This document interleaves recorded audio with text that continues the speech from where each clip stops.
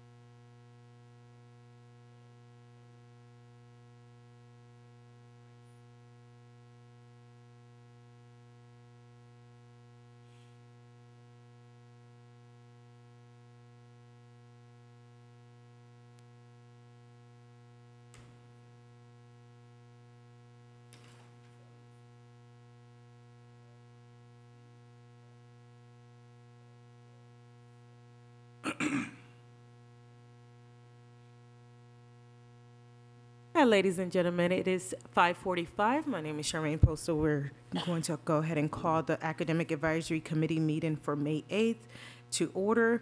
At this time, if we can have a roll call to determine if there's a quorum in the room or online. Good evening. Okay, Dr. Coleman Farrell, Palm Beach State College.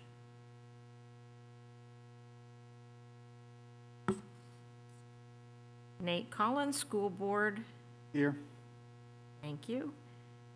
Dr. Diaz, Hispanic Education Coalition.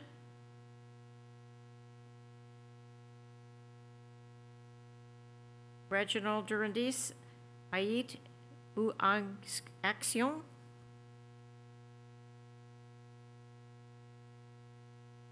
Mary Evans, Tri-Cities Educational Committee. Laura Fellman, School Board District 6 member. Rachel Frischberg, School Board Here. District 3 member. Here. Thank you. Present. Randy Gabriel, ESC Advisory Council, and I believe she's running a little bit late. Sherelle Golden, School Board District 1 member. Here. Thank you. Latoria Hilliard, Coalition for Black Student Achievement. Good evening, I'm here. Thank you. Charmin Postel, Present. Palm Beach State College in the room. Palm Beach County. I'm sorry, Palm Beach County Council of PTA. Thank you. Eugenia Millender, School Board District 7. Imran Siddiqui, School Board District 5. And Christine Tibbs, School Board District 2. Here. Thank you.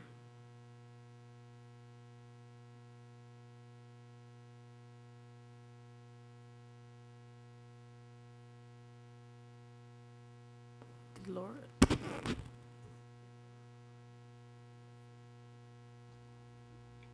Hello.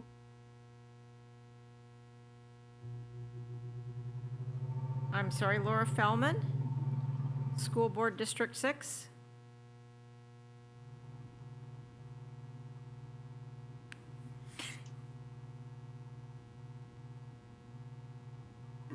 I can see where you're speaking, but we can't hear you.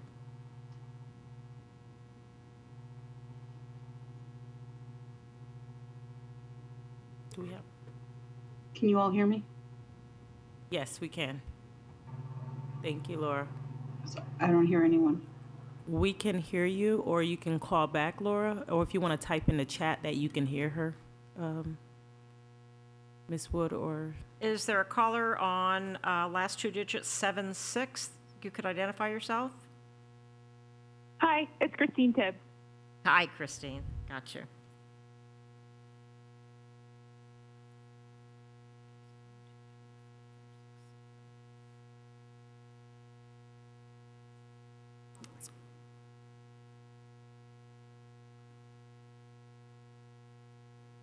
Randy Gabriel, ESC Advisory Council.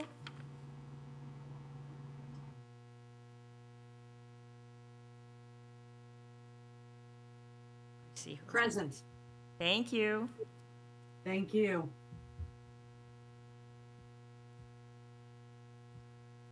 We do have quorum. Thank you. At this time, if we can please have Dr. Sheffield, if you would like to either introduce yourself or our visitor in the room, as well as Ms. Wood, if you can introduce yourself for the minutes, please. Good afternoon, everyone. Glenda Sheffield, Chief Academic Officer. Also joining us that will take us through one of our agenda item this evening is Paul Hutchins, Dr. Hutchins, from Performance Accountability. Thank you, and let the records reflect that Ms. Diane Wood, a staff, is also with us from the school district. At this time, approval of minutes. The minutes was distributed to everyone via email. Also have been attached to your calendar for this evening. Are there any questions regarding the minutes?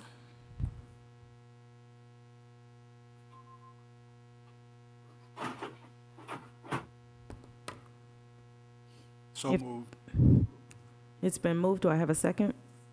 This is Randy. I'll second. It's been moved and second for the minutes. Any questions or discussions around the minutes?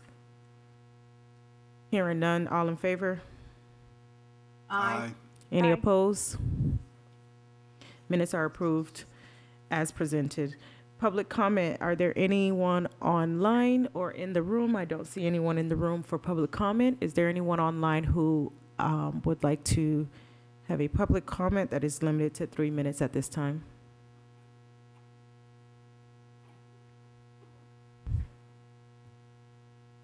Hearing none, moving right on to update from the Chief Academic Office. Dr. Sheffield.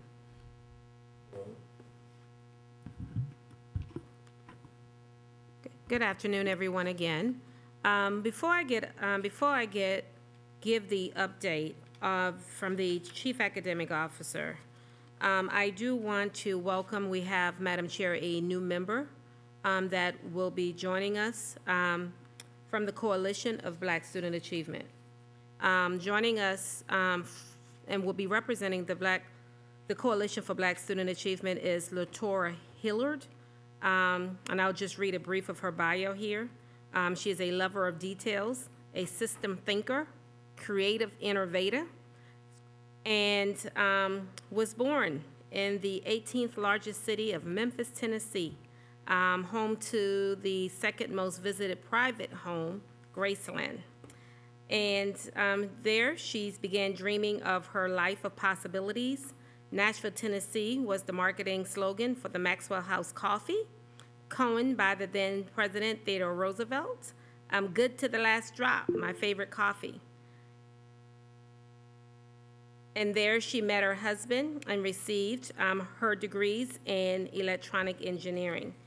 And then, of course, after college, she relocated here to South Florida, where there was always sun and plenty of beaches. And she started working once relocating here to South Florida at a small engineering firm, where she's learned not only electronic concepts, but experienced the freedom and flexibility to learn accounting, purchasing, warranting, marketing, and sales.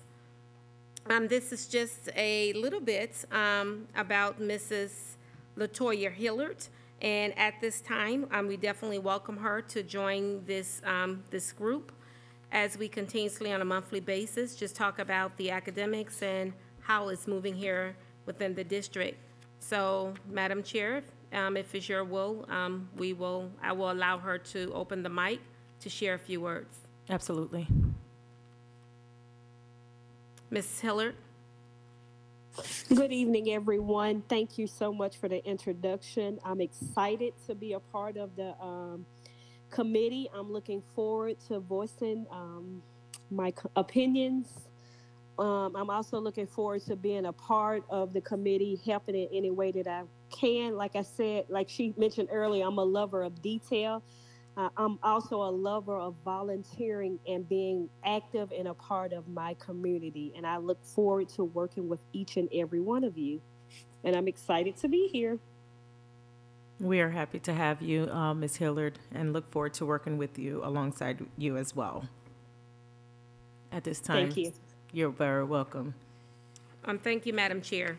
So I do have a brief, I'll do a brief update from the CAO office because we do have, again, joining us this evening, and I do want to thank him in advance, Dr. Hutchins, that's going to share and talk to us around our graduation requirements and those concordant scores that we've been hearing a lot about here recently. And from there, you have the other agenda item is just to, and this is for discussion only, for us just to think about as we're returning in August for the start of the school year 24. I wanted to just have some discussion around the meeting start time and its format per se. As from the update from my office, just, we are continuing, we're in the midst of state assessments. A brand new state platform that we've been talking about all year. So our students are testing in Progress Monitoring 3. And we have staff that are out assisting the schools during this time. A big event that's coming up tomorrow night, this week is very busy for myself.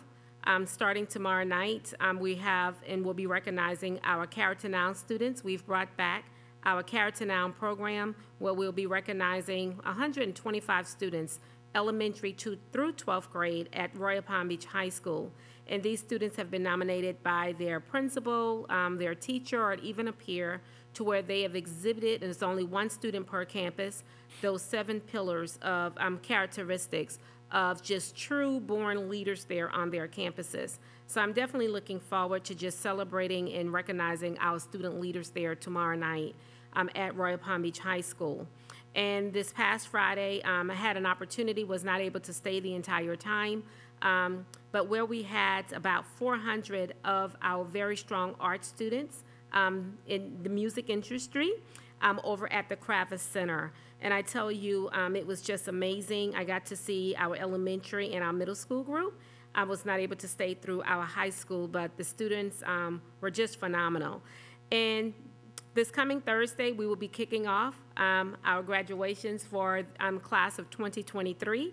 Of course, kicking off on Thursday for us will be Indian Ridge, our Indian Ridge School in the afternoon, and then in the evening, Palm Beach Virtual. And we will be full-fledged come after Thursday, starting Thursday, with all of our ceremonies there. And also, I am definitely excited this coming Wednesday. This coming Wednesday, we will hear at the board meeting where we will be recognizing many of our students that have participated in our early childhood, our teacher academy, the seniors that are graduating and decided that they want to continue in education. We were actually holding a ceremony here before the board meeting. I'm there in the cafeteria, but the students will be recognized during the board meeting. These students will be awarded their what we called a first priority letter for those students that are wanting to come back to Palm Beach County and teach after they've graduated with their teaching degree and have met all of the credentials. So it's around that concept of growing your own. Mm-hmm. So once these students leave us, they will receive their first priority letter knowing that you're going away for the 4 years or 3 years. You meet all of the requirements. You have a home here to come back for employment. And along those lines, I'm also excited about the partnership that we have worked alongside with Palm Beach State College and FAU, Florida Atlantic University, around, again, our Growing Your Own teacher pipeline, to where we have established to where our students, where they will do starting their junior and senior year, they will start their dual enrollment courses. They will then matriculate on to Palm Beach State College once they graduate, continuing their studies there. Once they've completed there, they will go on to FAU, and we have that course pipeline. It's already mapped out for them, and we also have it mapped out to where those students, if they continue on those desired track, they could even qualify for, bright futures and some of those scholarships and so forth. But again, it's those students that are showing the interest, and we talk about having that national shortage of teachers, and we've just decided that it's time to go back, dig into our those bags of things in which we used to do, because we've had that kind of partnership, and we've just have rebirthed and coming back in regards to some of those things that we know that have worked. So we're excited about it. And we do have an informational session that's going to be next week for the families, for those students that are interested in our Growing Your Own teacher pipeline from the district to Palm Beach State onto FAU coming up on next Wednesday. And last one for me, of course, is just that if you did not have an opportunity to watch the board workshop last week, I will encourage you when you have some free time, as we did receive an update in regards to the district strategic plan. Because we know we have our new strategic plan, we have a team that are working on the various initiatives. So if you're wanting to be brought up to speed in regards to where we are as a district with our strategic plan, I encourage you to just go back and look at the board workshop from last week. And lastly, I did update the group around our classroom libraries that we are doing for K-5 with Scholastic. I'm excited around those classroom libraries that all of our students in pre-K through 5th grade will be receiving there over the summer. That is going well. The team have already vetted all of those titles and all those pieces that must be done with all of the legislative components. So we're just excited. We have a lot going on. We're just continuing to close down FY23, and in the meantime, preparing for FY24. We will be hosting the statewide math conference here at Palm Beach Central High School over the summer, continuing our best standards and making sure that our teachers working alongside with the state, that they have the opportunity to just continue to enhance the instructional pedagogy. So during that time, and in June, we'll not just have Palm Beach County, but we'll have teachers from across the state that are coming in for their training, and we're just proud to be hosting that conference. Among many other trainings that we will be doing over the summer to build the capacity of our teachers and also working with the district team here. Thank you. Any questions for CAO office at this time?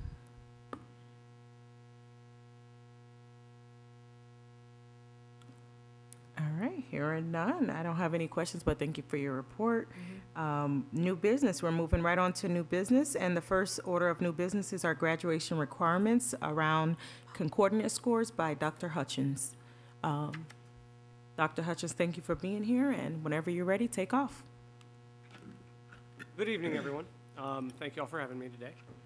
Dr. Sheffield, let me know that you all were interested in a little bit of both the concordance application of students in our graduating cohorts and the potential implications of the increased scores going forward. So this it's a brief deck that includes basically the data on the scores as well as how our 22 cohort actually used concordance scores, and then impact data based on that cohort to say, had the newer, higher scores been in place for last year's graduate, what would it have looked like?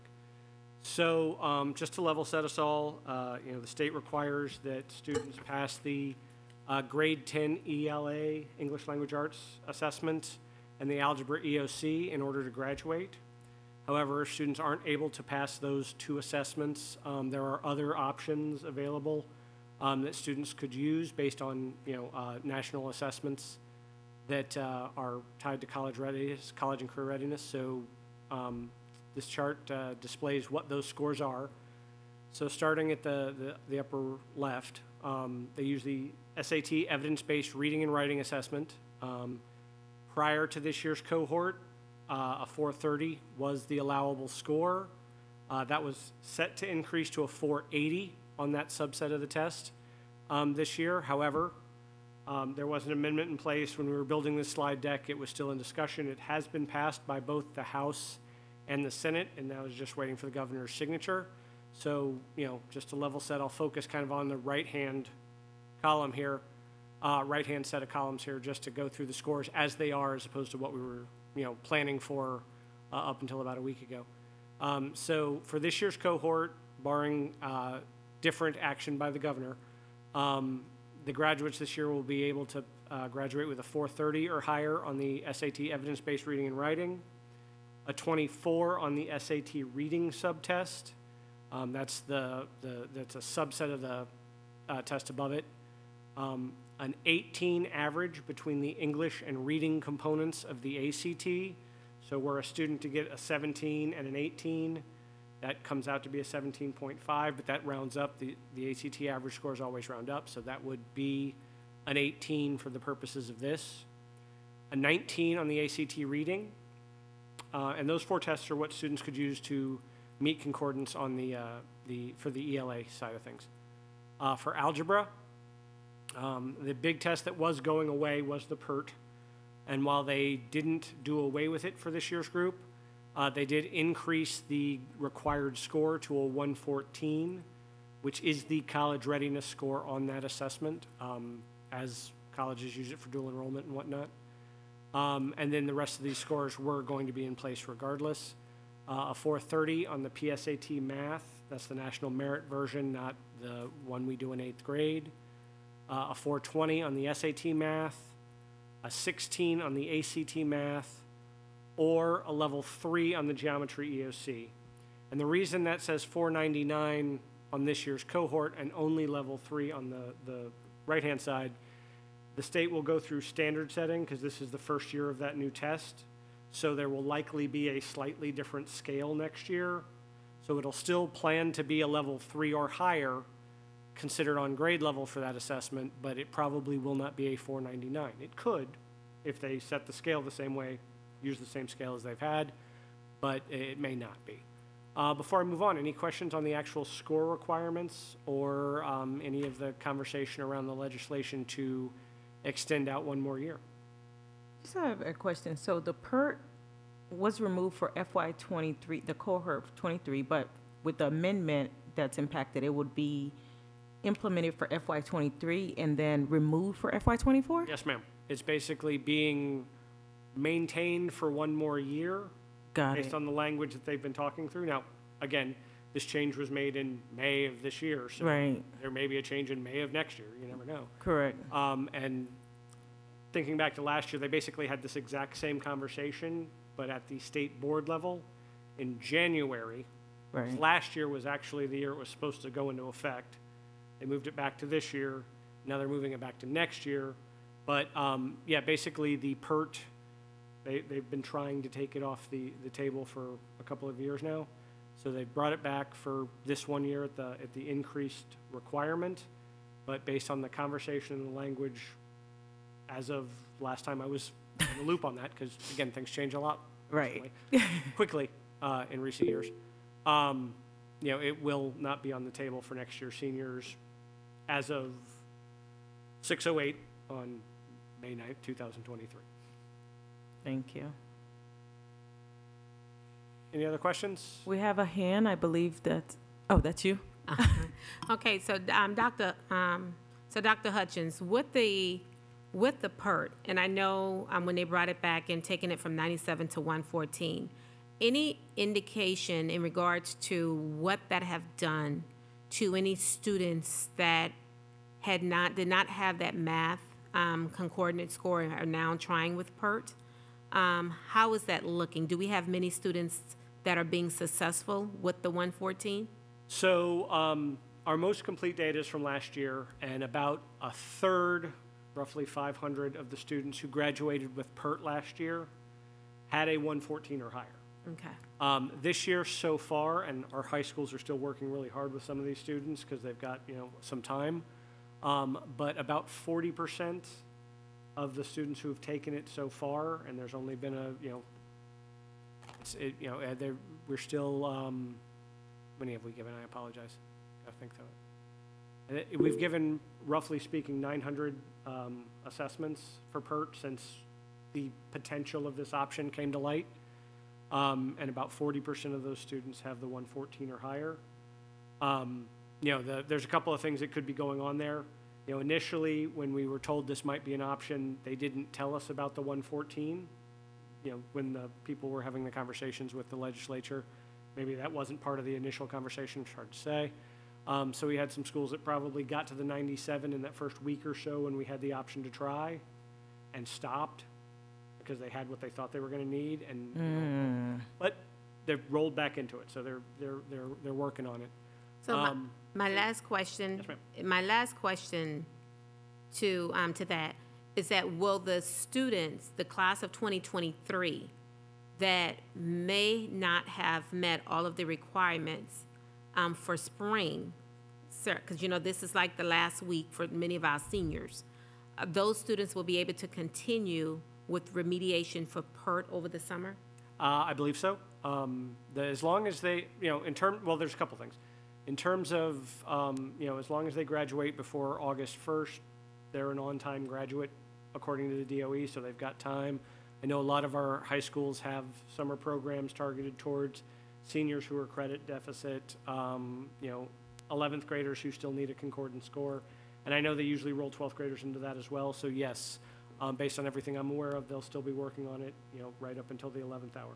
Now, but the 11th graders, which is the class of 2024, they are not allowed to use, they cannot use Correct. PERT. The 11th graders can't use PERT, Okay. but those programs in the high schools would be focused on SAT and ACT. Yes, that's the summer program we have for SAT, ACT, which we strongly encourage the class of 2024 that are still having difficulty with their state assessment and trying to get a concordant score is to participate in the ACT, SAT. Now, Paul, correct me if I'm wrong, I also want to stress that, and I hate talking about like test, but as we are trying to work with our students and understanding that this is a barrier, it is a gatekeeper that will keep them from graduating, right? That there are remediation, there is academic support, and some teaching and some instruction that's going alongside with this. And it's not that we're just putting them in front of a computer, test. Yes, ma'am. They should Okay. be, the schools should be, assessing, then remediating, and then revisiting. One of the benefits to the PERT is when you're focused on it, you can do that on a very short cycle. Okay. When we've run summer programs specific to PERT historically, we've tested once a week. During the traditional school year when we were using PERT, we recommended at most once a month because, again, when you're in a traditional school year, that's not the focus, right? It's not the only thing you're working on. So, some of our schools they have a real rapid cycle remediation plan in place, particularly for these kids who only are missing this. So they may be testing more frequently than that.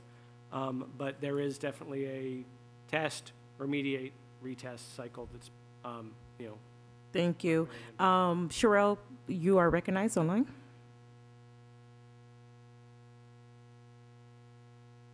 Ms. Golden, your hand was up. Did you have something to contribute? Oh, yes, I'm sorry. I was on mute. So with you said about a third of those, the seniors that are graduating now are affected by the PERT. Do we have any of those demographics of what those students are, or who those students are? So the 1/3 number I was speaking to was last year's graduating cohort.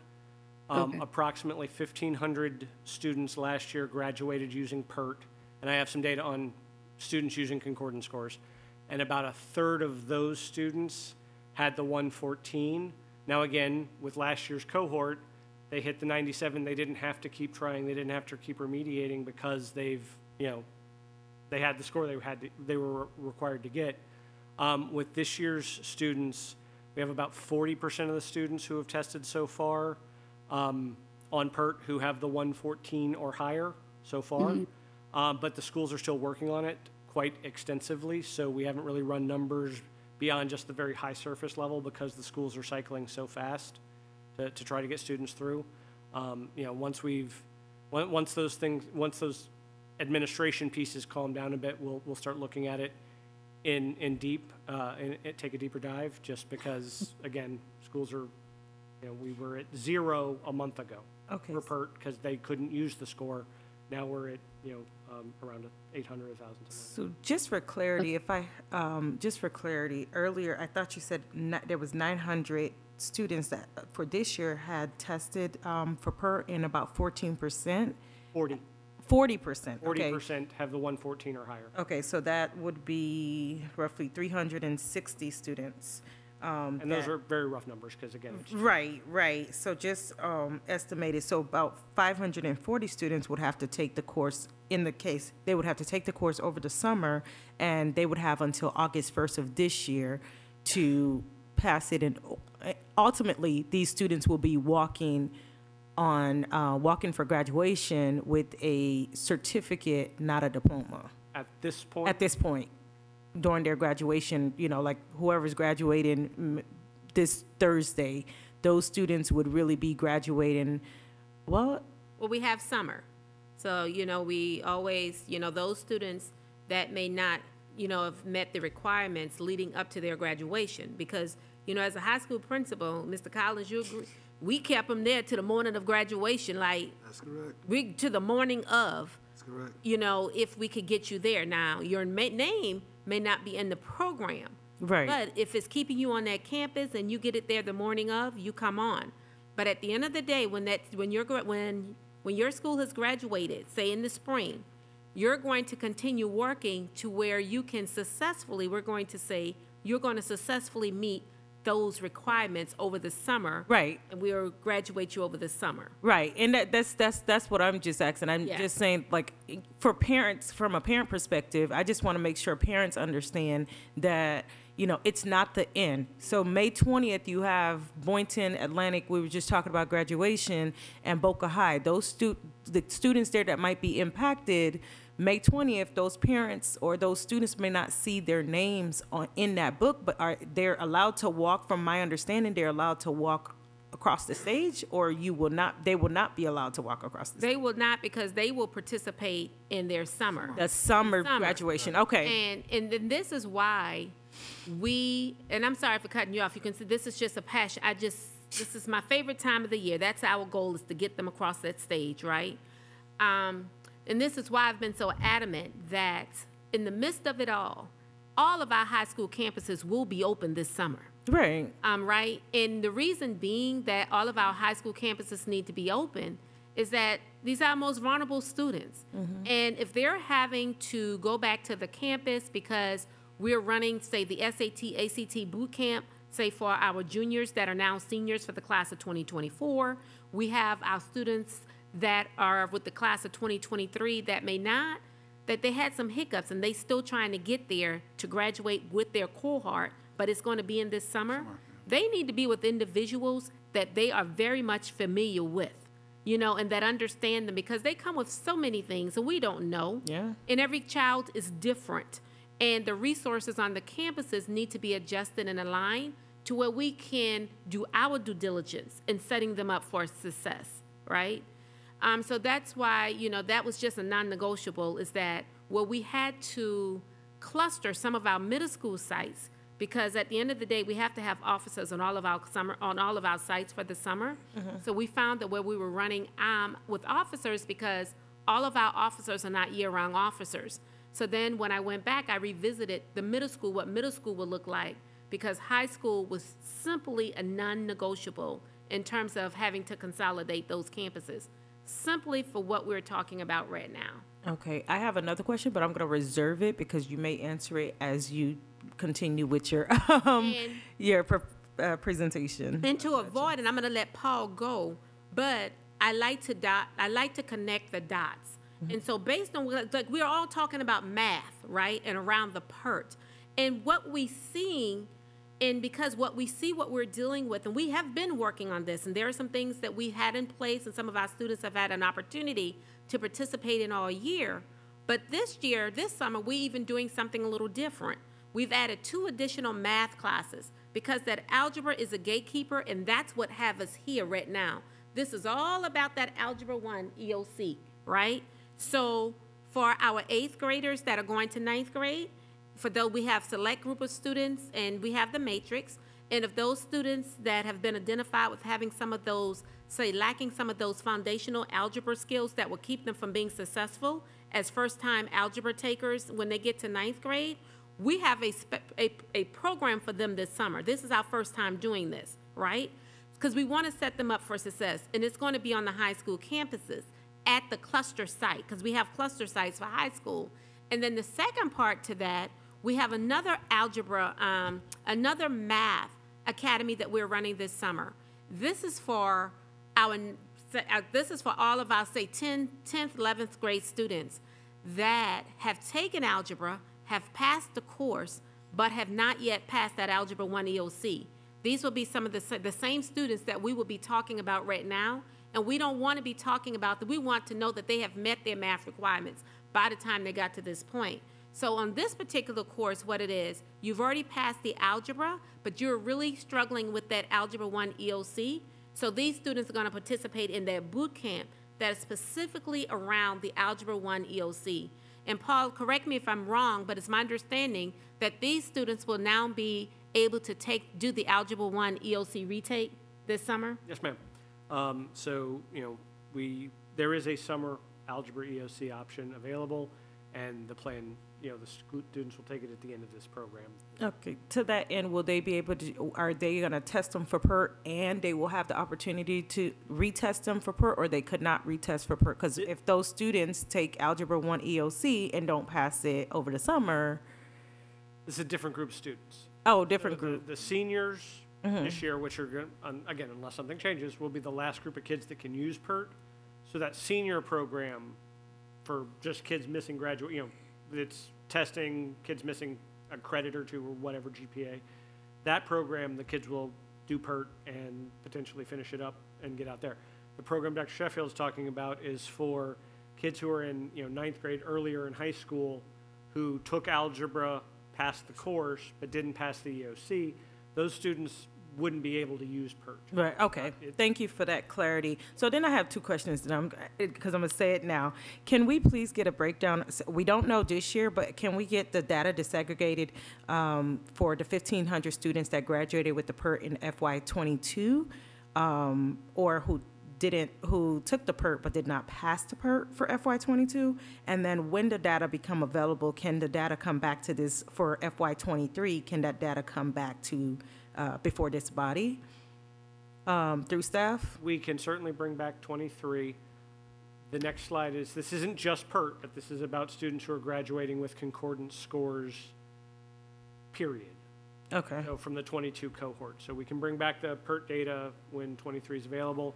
But I think this addresses, where I think you were going with the question. Yeah, but I guess when the PERT data is available for FY23, I guess in my eyes, what I'm envisioning is a comparison between FY22 and FY23 for the PERT. And then we can definitely compare the concordant scores with everything included for FY22 and FY23 when those scores are also available. Once we have all of 23, since again, we just started it Right, a month ago, we can bring both 22 and 23 back with PERT specifically. Okay, and then right before you move on, this is probably a question for staff. How are we communicating to parents regarding these scores? Like 9th grade, I don't know what my son missed, or he didn't pass the ACE test. I didn't even know until I was inside the SIS system.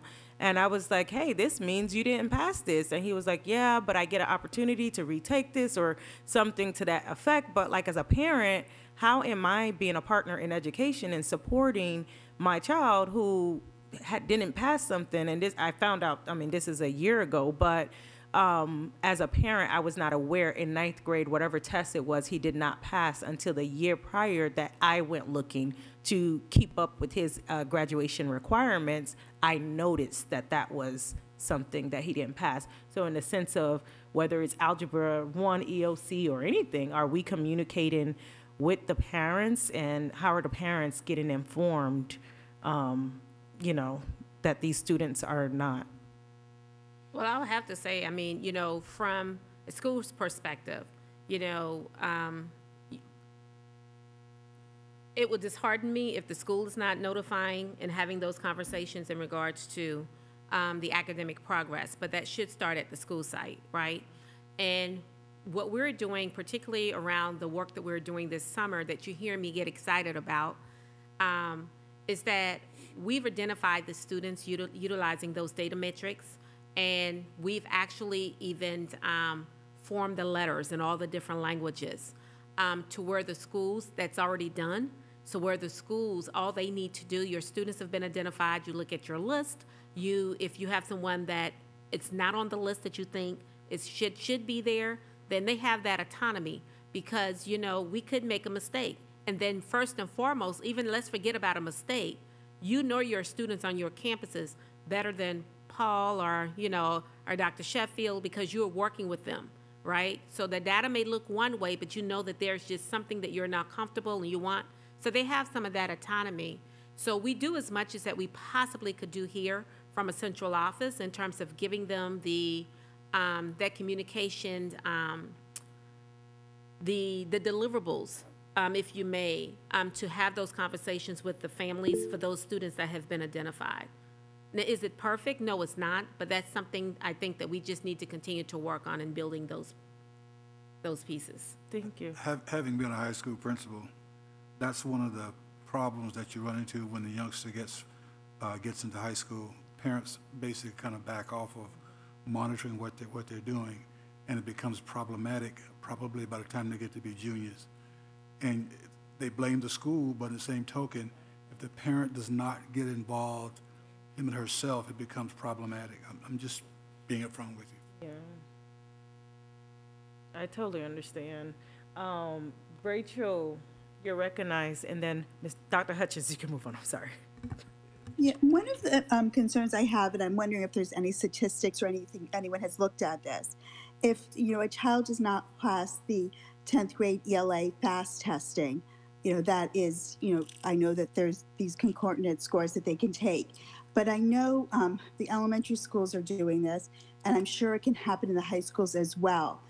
Children with dyslexia or real, disability with reading have trouble with decoding. And therefore, when they read, they don't read accurately, and then they do end up doing poorly on this test. So I know a few elementary school students that were tested with a unique accommodation.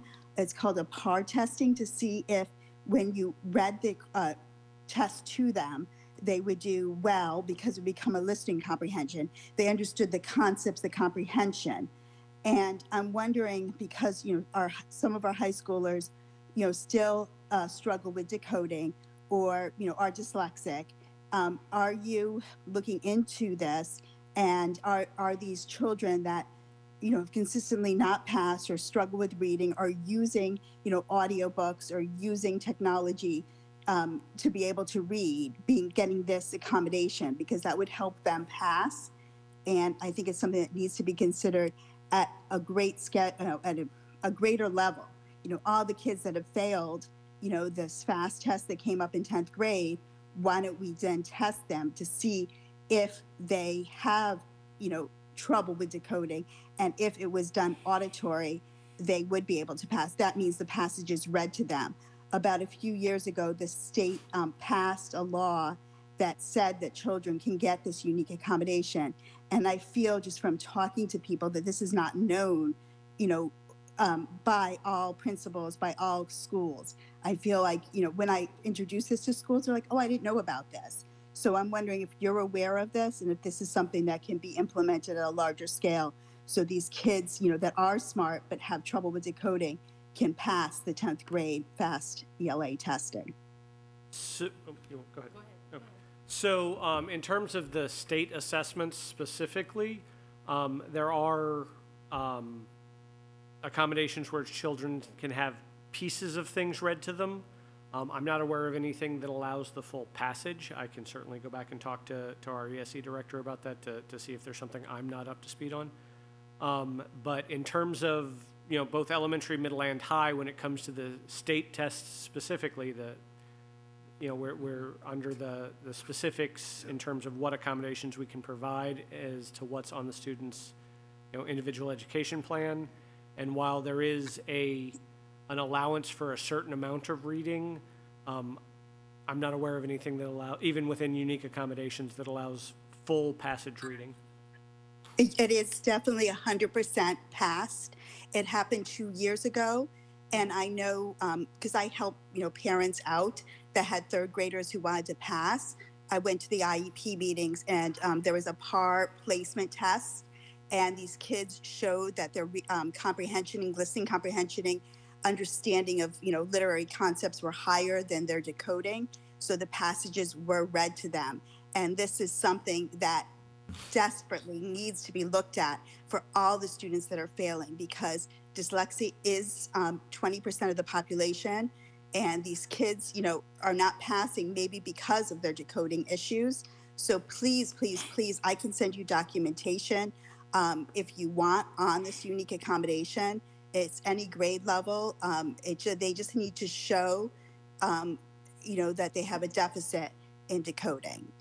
Usually they should have an IEP at this point and be identified, because it is a learning disability. If you've gone into 10th grade and you can't decode, and read fluently, there is probably a learning disability. But a lot of kids do slip through the cracks. So this might be an opportunity also to reevaluate and see if these kids do have a learning disability.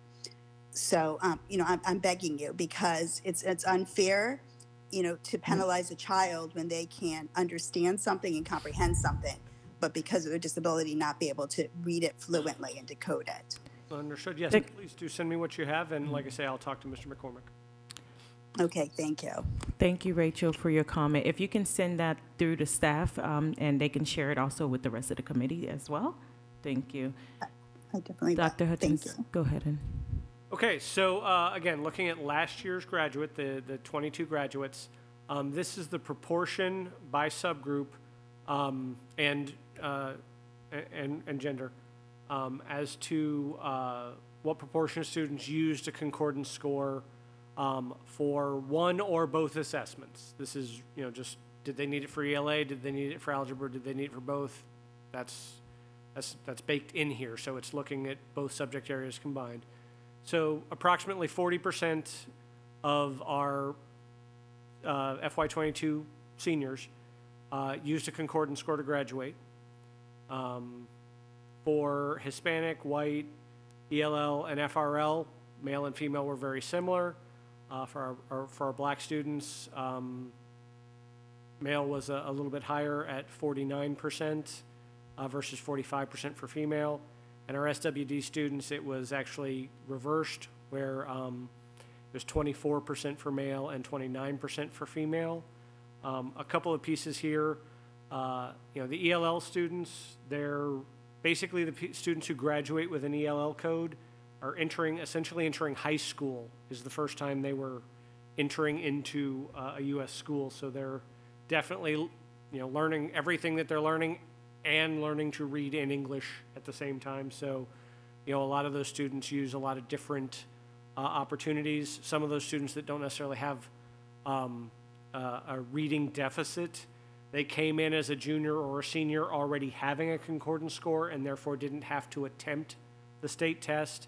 So we would expect the EL number to be higher just simply because some of those students are coming in never needing to take the state test because of when they enter. Then again, like I say, the black students, slightly higher proportion using concordance scores. Hispanic students roughly similar to the district overall. White students slightly lower. Free and reduced a little bit higher than the district overall. And then SWD lower than the district overall, but the piece that kind of that's not really addressed there is that those students can graduate with a different type of test waiver that allows them to take the Florida alternate assessment, basically the determination to the point where the FSA was not a acceptable assessment for those students, so they would take an alternate assessment. That's not included in here. This is just basically the students who have the standard 10th grade ELA and Algebra 1 EOC requirement. I see a hand if it's still up from the old one, or is it a new? Rachel, is your hand still up from the previous comment, or is that new? We can continue. Where were your students with specific learning disabilities classified in this chart? So they would be in terms of specific learning disabilities to what extent? Well, I know like you have ELA, English as Second Language. What does SWD stand for? Students with disabilities. It's basically everybody who's in exceptional student ed that's not gifted. Okay, and these are all the kids that are supposed to be taking. They're not they're not supposed to be taking the alternate. They're not getting an alternate diploma. Well, these children. Everyone's getting the standard diploma now, but the standard diploma with access points, those students aren't here because they're not required to pass the same tests to get out of high school.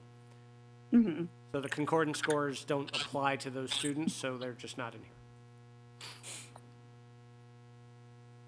Okay. Oh, okay. So they have the lowest percentage graduating with the concordance scores. Correct. Most of, flip it, roughly 70, 75%, depending on male or female, of the SWD graduates in last year's cohort graduated with a standard diploma or the access point diploma. Okay. Thank you. Mm-hmm. Thank you.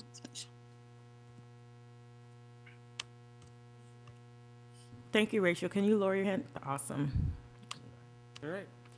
So now looking at the impact of the increase, and again, this is, not what this year's going to end up looking like because the legislation that has just recently passed, but this is what we were planning for and what we were working to try to avoid right up until, the legislation just passed that allowed us to continue with the older concordance scores in ELA and still have PERT even at a higher score.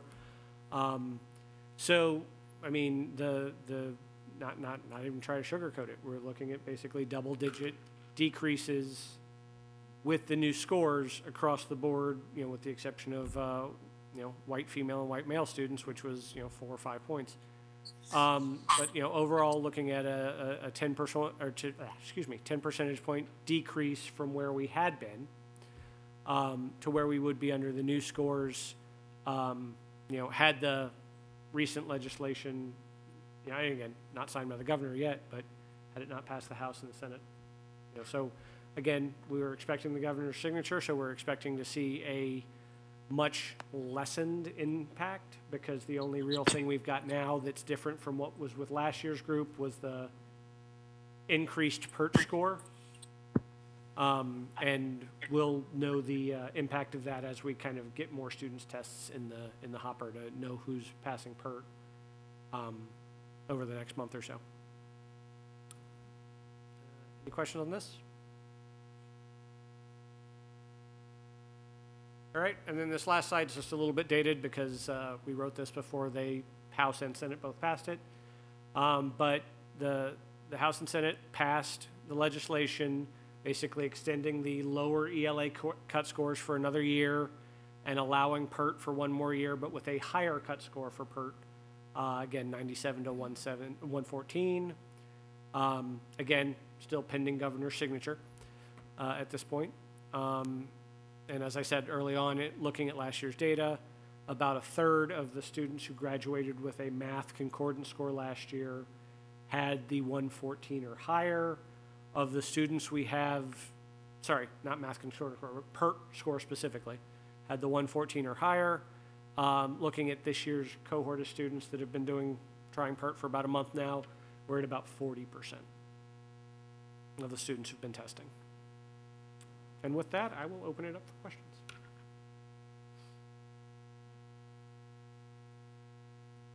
Any questions for Dr. Hutchins at this time? The floor is open for questions.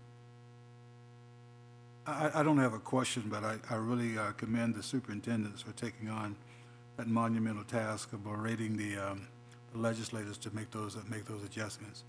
Had that not happened, we'd all been in serious trouble.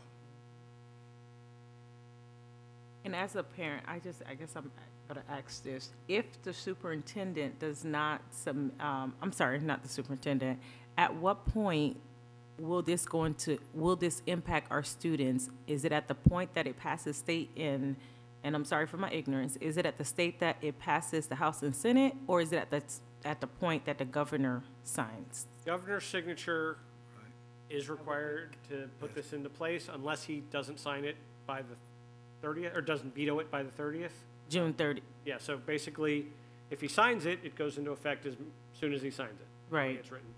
If he doesn't sign it and doesn't veto it, it would go into effect June 30th. So tail end of next month. So, again, I think from the whispers I've gotten back from the conversations, I think everybody up there in Tallahassee is talking about this with a lot of sense of urgency, so hopefully they will convey that on. But yeah, we're just, right now, I don't see him not signing it. But I'm gonna reserve my comments because we're on Academic Advisory Committee. If there are no additional comments for Dr. Hutchins, Dr. Hutchins, thank you so much for presenting this to us. This is an important conversation, and we should all be on the up and up on what's going on with our students and graduation requirements. And Madam Chair, if you will, while Dr. Hutchins is still here, I know when we come back in August, our meeting normally takes place once school have started. And if it's a pleasure, because I understand the data that you have requested from 22 to 23, if we feel that data is readily available, then maybe Dr. Hutchins could be one of our first presentations in that way. It will be the kickoff in regards to where we ended the year and where we're starting it, because it will also be the first year of having all of our data from the new state progress monitoring. Absolutely. And did we say in the month of August or September we was doing master board? Remember? I don't recall. I thought it was August because they're doing master boards as we speak and throughout the whole summer. So could those two be the two presentations that we receive in August? August, okay. FY20? Yes. If there is no objection from the committee?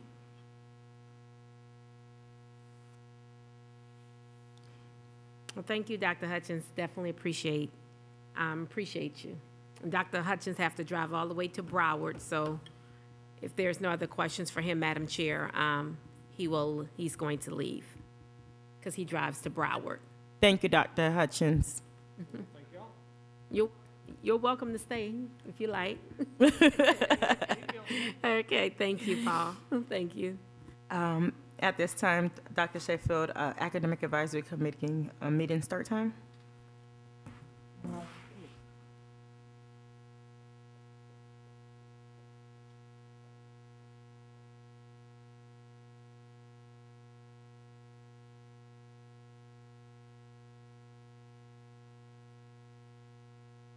Okay, Madam Chair just stepped out for a minute. We'll wait for her to come back into the room.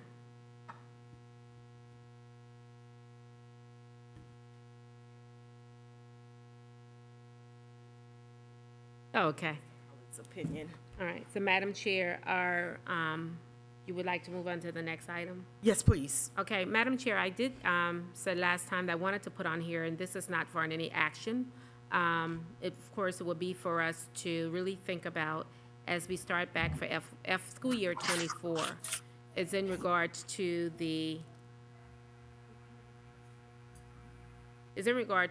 our 2-hour start time.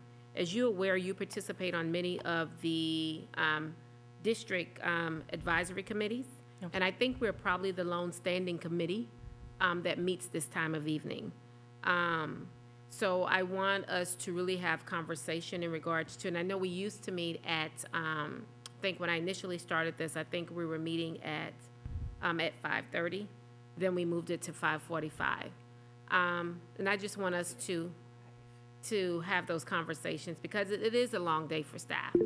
Now we see here in regards to who is actually here in the boardroom, and a lot of it is virtual right now, and I just want us to be able to have some conversations to see, is this the kind of time that we want to stick with, and what are those options? Okay. At this time, I would like to open the floor up for conversation surrounding the meeting start time. Laura Feldman, you're recognized, and then after Laura, Randy. Laura has put it in the chat. I'm guessing she can't speak. Okay. Can you read her comment from the chat? Maybe what time and date you're proposing? She said, will we have a meeting in June? No, we do not. This is our last meeting to the start of the new year. And the way policy reads is that our first meeting will take place once the school year starts. So it will be that Monday once the school year starts. Okay, so that proposed time, can you unmute Laura's Feldman phone number? What is your phone number, the last ending of the phone number? Oh, I think I see it. It's one of the numbers that's here. Okay, 4,000, okay. Yes.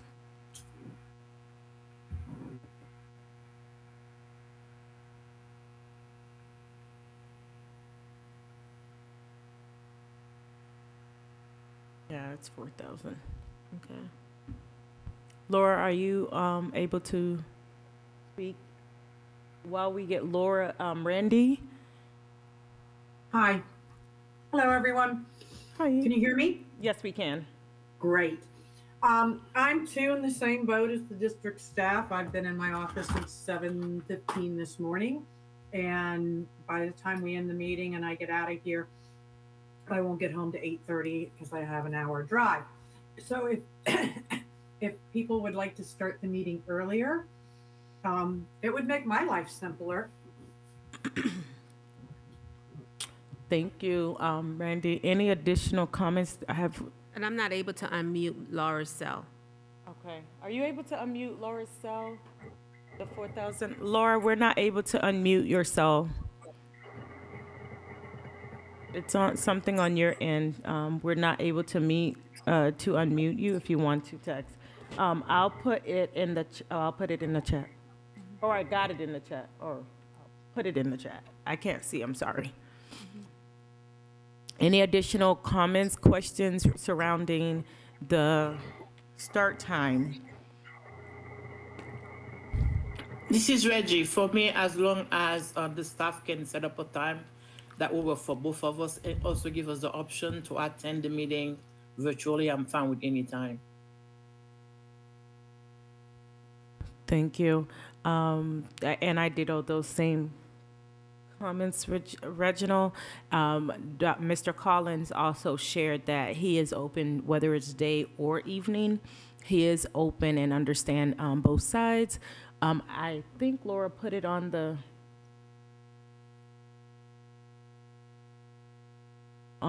email. I'm sorry, on the chat, but I'll read Laura Feldman's chat. She says, I'm not able to get to the meeting any earlier than 5:45. I think many of our participants are working full-time and are unable to attend during the workday.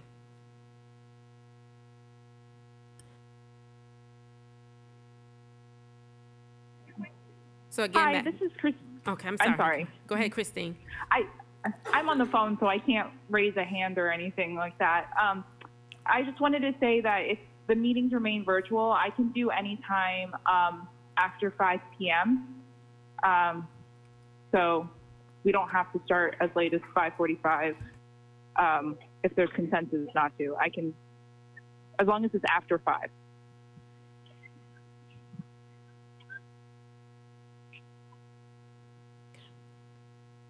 Okay, thank you, Christine. But Madam Chair, and again, it was not an item that I didn't put it as a item for us to vote or anything on tonight. It was simply there for discussion. So as we debark, from FY23, I just would want us to take some time to think about this, like during the next 2 months, because it will be an item. That's our first item for us as a group when we return in August, is that we have to vote on the meeting dates and time. And the calendar, correct. And the calendar. Okay. Madam Chair, I have another question. I was thinking about something else. On the day that we have the event, Madam Chair, is it possible for the staff who need to attend the meeting to leave a little bit early, therefore they don't have to push, a long day? The staff have to be here. We have to have a staff representative on this by statute. Oh, okay. Yeah, so like Dr. Sheffield and Ms. Wood, they're both here and have to be here. Sorry. Nope, it's okay. That's how they have it set up. I would like to ask staff if, Dr. Sheffield, if you can come back with some times and some dates, proposed times and dates, maybe for people to consider over the next 2 months, which could be sent to us via email. and everyone can kind of marinate and ponder on some of those times and maybe see if, it's something that can work or is something that just simply can't work with this committee. That would be my recommendation or my suggestion. If anyone want to add on to that, I just feel like, we want to come to a median so that we are, one, being partners with the staff here, and at the same time accommodating the needs of the committee members that's on this committee. Absolutely, we will take that back, Madam Chair. Okay, and then in August, as we come back to vote, it would be an item of discussion. I'm sorry, it would be an item if it's the will, where there would be a vote on those times in the date of the committee. And it's all, I know, pertaining to when this room is available, because there's numerous of events that goes on in this room throughout the days, throughout the mornings, trainings, and all types of things. But we are one of the smaller committees, advisory committees. So we'll just come back ready, if everyone can come back ready in August to make that vote of when we would meet. All right, Madam Chair, so noted. Thank you. Are there any other questions or comments to come before, or any additional new business or old business to come before the committee? See no hands. It is May 8th. We will meet in August. The next meeting will be August. Are we doing the 14th?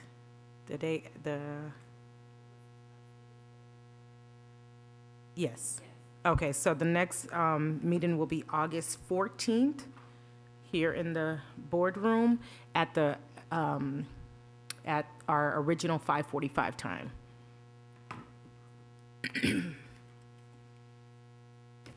Hearing no questions, may I have a motion to adjourn? This is Randy, I'll motion.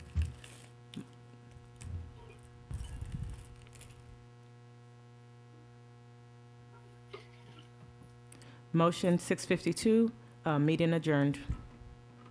Thank you. You all have a great summer. Thank You all have a great summer. If Have a there's great any summer. questions or any additional items to come before academic advisory, please send it through staff, and staff will send it to all committee members respectively.